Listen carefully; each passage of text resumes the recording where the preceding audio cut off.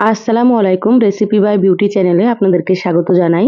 আজ আপনাদের সঙ্গে শেয়ার করব পটলের মধ্যে পনির গ্রেট করে খুবই সুন্দর একটা রেসিপি। এই রেসিপিটা কিন্তু মাছ মাংসের স্বাদকেও হার মানাবে। একবার রান্না করে আপনারা খেয়ে দেখবেন। আশা করছি আপনাদেরকেও কিন্তু ভীষণ ভালো লাগবে। তো অবশ্যই আপনারা স্কিপ না করে পুরো রেসিপি দেখে নেবেন। তো চলুন কথা না বাড়িয়ে রেসিপি শুরু করি। এখানে দেখুন পটল নিয়েছি। তো এখানে আমি 500 গ্রাম পটল এইভাবে করে খোসা ছাড়িয়ে নিয়েছি। পটলের খোসাগুলোকে খুব ভালোভাবে একটু ছিলে নিতে হবে। তারপরে দুপাশটা কেটে নিয়ে এভাবে করে পটলটাকে একটু কেটে নিয়েছি। তাতে করে পটলের ভেতরে মশলাটা ঢুকবে আর পটল কিন্তু খেতেও খুব ভালো লাগবে। পটলগুলো খুব ভালোভাবে পরিষ্কার করে ধুয়ে নিয়েছি। তো আপনাদের যতটা প্রয়োজন সেইভাবে করে আপনারা নিয়ে নেবেন। এবার গ্যাস অন করে কড়াই দিয়ে দিলাম। কড়াই দিয়ে দিলাম এখানে আমি 4 টেবিল চামচ মতো সরষের তেল। প্রথমে তেলটাকে খুব ভালোভাবে গরম করে নিচ্ছি। তেল গরম হয়ে গিয়েছে, এবার আমি এখানে পটলগুলো দিয়ে দিচ্ছি। সম্পূর্ণ পটলগুলো দিয়ে দিলাম। এবার দিয়ে দিচ্ছি হাফ চা চামচ লবণ। এবার পটলগুলোকে মিডিয়াম আঁচে নেড়েচেড়ে খুব ভালোভাবে একটু ভেজে নিতে হবে। পটলগুলো যত ভালোভাবে ভাজা হবে রেসিপিটা কিন্তু তত বেশি ভালো লাগবে খেতে। তো একটু সময় নিয়ে লালচে করে ভেজে নিচ্ছি। তো যারা ভিডিওটি ইউটিউব থেকে নতুন দেখছেন প্লিজ চ্যানেলটা সাবস্ক্রাইব করে সাথেই থাকবেন। আর যারা ফেসবুক পেজ থেকে ভিডিওটি দেখছেন একটা লাইক দিয়ে পেজটা ফলো করে রাখবেন। তাতে করে আমি যখনই ভিডিও আপলোড করব আপনারা সবার প্রথমে নোটিফিকেশন পেয়ে যাবেন। দেখুন আস্তে আস্তে কিন্তু পটলের কালারটা অনেকটাই চেঞ্জ হয়ে গিয়েছে আর পটলগুলো কিন্তু ভাজা প্রায় হয়ে গিয়েছে। এইভাবে আপনারা একটু সময় নিয়ে ভেজে নেবেন, তাতে করে খেতে কিন্তু ভীষণ ভালো লাগবে। তো পটলগুলো একটু ভাজা হতে থাক, গ্যাসের আঁচটা আমি একটু কমিয়ে দিলাম। আর এখানে দেখুন নিয়েছি আমি 200 গ্রাম মতো পনির। এবার পনিরটাকে এভাবে করে গ্রেট করে নিচ্ছি। অবশ্যই পনিরটা এভাবে আপনারা গ্রেট করে নেবেন, তাতে করে রেসিপিটা খুবই সুন্দর হবে। এই রেসিপিতে পনিরটা একটু বেশি দিলে কিন্তু খেতে খুব ভালো লাগে। তা আপনারা একটু বেশি করে দেওয়ার চেষ্টা করবেন। আর পটলের রেসিপি তো আপনারা অনেক রকমই খেয়েছেন। তো এভাবে একবার অবশ্যই রান্না করে খেয়ে দেখবেন। একবার খেলে কিন্তু এটা আপনারা বারবার রান্না করবেন। দেখুন পনিরটাকে খুব ভালো মতো গ্রেট করে নিয়েছি, সাইডে রেখে দিলাম। আর এখানে দেখুন পটলগুলো কিন্তু ভাজা হয়ে গিয়েছে। এবার আমি পটলগুলোকে তেল ঝরিয়ে প্লেটে তুলে নিচ্ছি।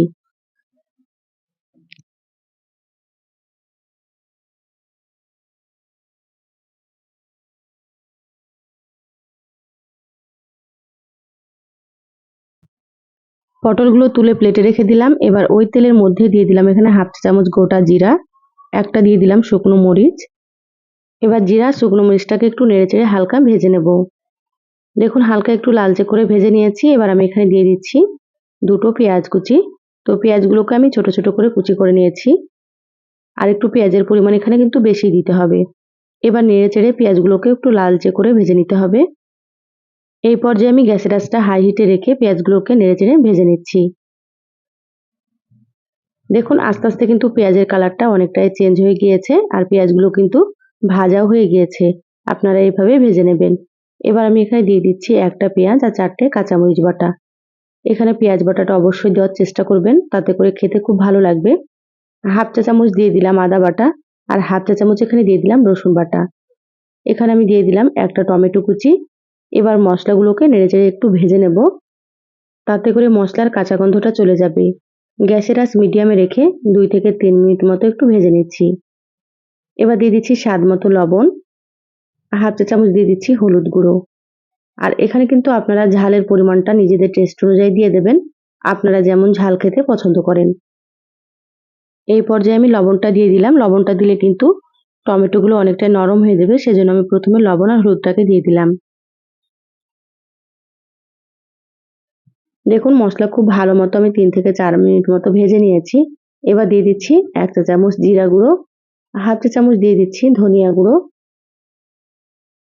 আর এখানে হাফ চা চামচ দিয়ে দিচ্ছি মরিচের গুঁড়ো।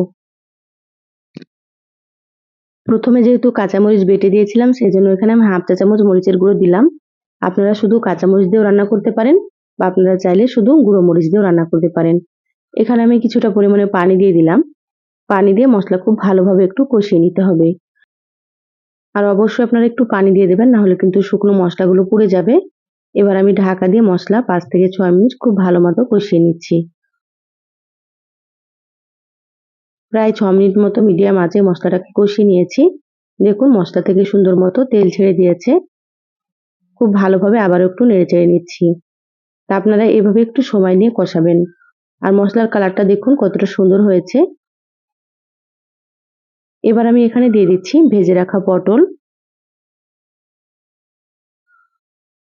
এবার পটলগুলোকে মশলার সঙ্গে খুব ভালোভাবে একটু নেড়েচেড়ে মিশিয়ে নেব।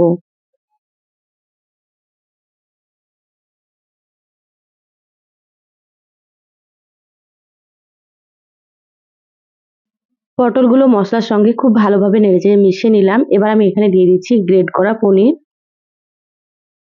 এবার পনিরগুলোকেও একসাথে খুব ভালোভাবে একটু মিশিয়ে নিচ্ছি।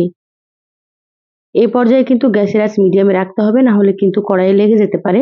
আপনারা গ্যাসের আঁচ মিডিয়ামে রেখে সুন্দর করে একটু কষিয়ে নেবেন। এইভাবে পনির দেওয়ার পরে কিন্তু একটু কষিয়ে নিতে হবে, তাহলে রান্নাটা খেতে অনেক বেশি ভালো লাগবে।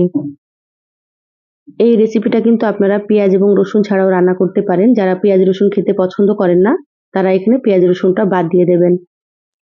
রেসিপিটা ফলো করে রান্না করবেন, কিন্তু পেঁয়াজ আর রসুনটা আপনারা বাদ দিয়ে দেবেন, দেখবেন খেতে অনেক বেশি মজা হবে। এখানে আমি পেঁয়াজ দিয়ে রান্না করেছি।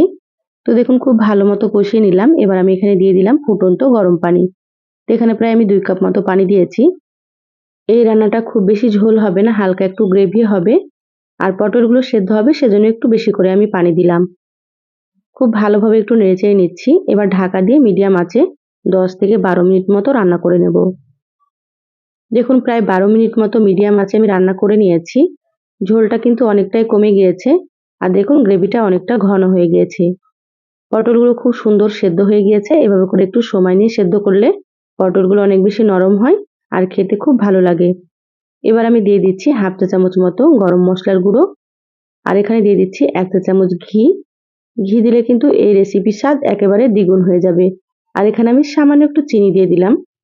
খুব বেশি কিন্তু চিনি দেওয়া যাবে না, একেবারে সামান্য পরিমাণে, দেখুন হাফ চা চামচের থেকেও কিন্তু কম দিয়েছি। যারা রান্নাতে চিনি খেতে পছন্দ করেন না, তারা কিন্তু বাদ দিয়ে দিতে পারেন। এবার সমস্ত খুব ভালোভাবে একটু নেড়েচেড়ে মিশিয়ে নিচ্ছি। এখানে কিন্তু আপনারা চাইলে ধনিয়া পাতা কুচি দিতে পারেন। তা আমার কাছে ধনিয়া পাতাটা ছিল না, সেজন্য দেওয়া হলো না। দেখুন মশলাগুলো খুব ভালো মতো মিশিয়ে নিয়েছি। রান্না হয়ে গিয়েছে। গ্যাস বন্ধ করে দিলাম। এবার ঢাকা দিয়ে 3 থেকে 4 মিনিট মতো রেখে তারপরে আপনাদেরকে দেখাচ্ছি। দেখুন প্রায় 4 মিনিট পর বলে ঢেলে নিয়েছি। মাশাআল্লাহ কালারটা দেখুন কতটা সুন্দর হয়েছে। খেতেও কিন্তু ভীষণ মজা হয় এই রেসিপিটা। তা আপনারা একঘেয়েমি পটলের রেসিপি ছেড়ে এইভাবে অবশ্যই একবার রান্না করে খেয়ে দেখবেন। স্বাদ কিন্তু মুখে লেগে থাকবে। তো রেসিপিটা কেমন লাগলো চ্যানেলের কমেন্ট বক্সে জানাবেন। ভালো লাগলে একটা লাইক দিয়ে যতটা সম্ভব ভিডিওটা আপনারা শেয়ার করে দিবেন। সবাই ভালো থাকবেন, সুস্থ থাকবেন। ধন্যবাদ সবাইকে। আল্লাহ হাফেজ।